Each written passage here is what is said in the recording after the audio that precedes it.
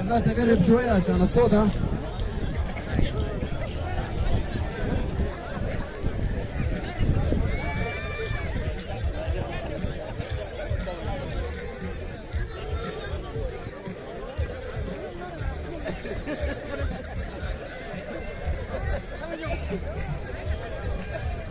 يا عريس، وين يا عريس؟ طيب يا شباب، الناس سامعنا كده ولا ما سامعنا كده؟ هناك اخواتنا سامعين انتوا؟ طيب شكرا لكم كثير لتلبية الدعوة والمؤايدة، ان شاء الله كل سنة وانتم طيبين، وربنا يحقق امال الجميع ويرد غربتنا ان شاء الله سالمين وخالمين ان شاء الله. شرفتونا بحضوركم الليلة الجميل ده ان شاء الله، ونتمنى انه يتكرر في كل مناسبة خاصة بالجمعية السودانية ان شاء الله. صفا قدامكم ده هو المكتب التنفيذي للجمعية السودانية في الوقت الحالي. هنقدم لكم على حسب الترتيب التسلسلي بالنسبة للمكاتب. مكتب الرئيس فليتفضل إلى المنصة لو سمحت.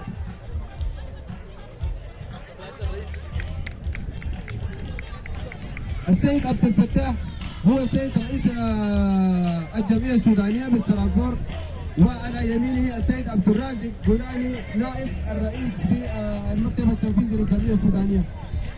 شكرا لكم. فليتفضل المكتب مكتب السكرتير بالنسبة للجمعية السودانية الأخ مصطفى والأخ عثمان.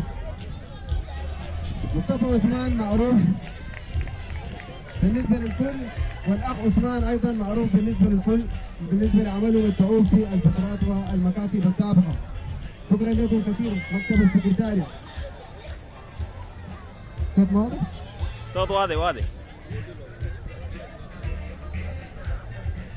طيب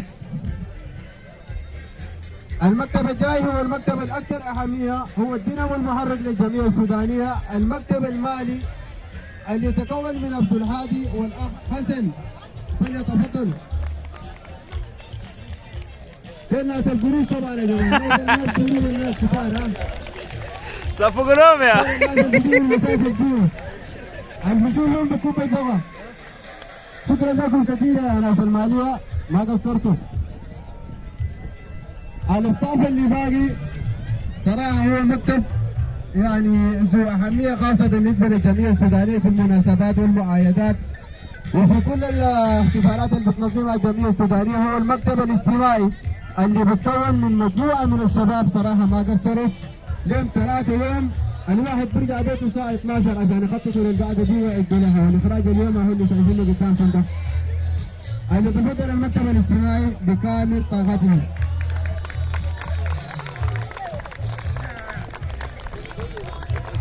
السيد بكري والسيد موسى ومحمد قاسم والسيد محمد سعد هم أعضاء المكتب الاجتماعي الذين يعني بذلوا الجهد في إنه القعدة دي زي ما يقولوا الجماعة يعني تتنظم بالشكل ده.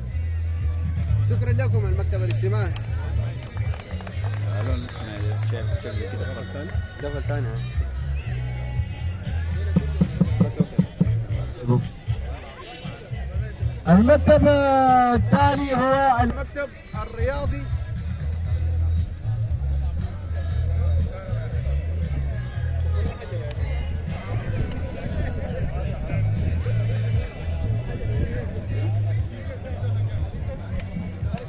اي استغل السيارة. اسمع حتى هنا الكاميرا ذاكره ممتلئه كده تمام ما مشكلة.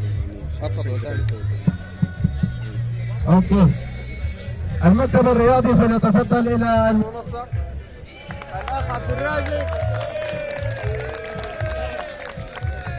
ده الاخ عبد الرازق المسؤول عن المكتب الرياضي.